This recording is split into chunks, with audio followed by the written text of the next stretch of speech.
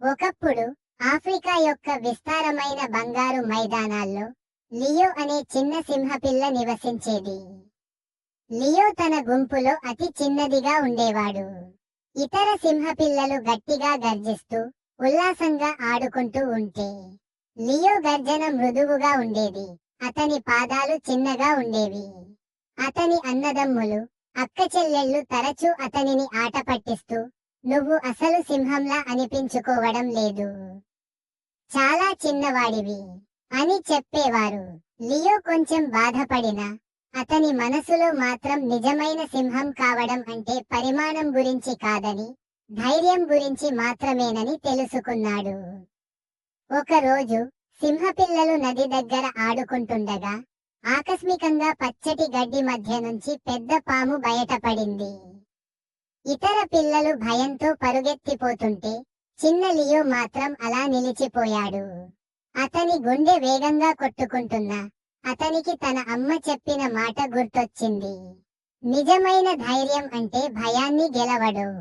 Leo వెంటనే చుట్టూ చూసి ఓ పెద్ద గుండా చెక్క అందుబాటులో ఉందని గమనించాడు. తెలివిగా ఆడుతూ అతను పామును తన వెంట చుట్టూ తిరిగేలా చేశాడు. క్లిష్టంగా కోపంగా ఉన్న పాము లియోను పట్టుకునేందుకు దూకింది. కానీ లియో సూటిగా పక్కకు తప్పుకోవడంతో పాము నేరుగా ఆ గుండా చెక్కలోకి వెళ్లిపోయింది. అక్కడే చిక్కుకుపోయింది. ఈ శబ్దం విని పెద్ద సింహాలు అక్కడికి పరుగెత్తాయి. పాము బందీ అయిందని చూసి ఆశ్చర్యపోయాయి. ఈ పని ఎవరు చేశారు అని సింహరాజు ఆశ్చర్యంగా అడిగాడు. లియో మమ్మల్ని రక్షించాడు. అతను పామును గుండా చెక్కలోకి తీసుకుపోయాడు అని సింహ పిల్లలు ఉత్సాహంగా చెప్పారు. సింహరాజు చిరునవ్వుతో ధైర్యం అంటే బలం కాదు, ఇది తెలివితేటలు, నమ్మకం మరియు మంచి మనసు అని చెప్పాడు.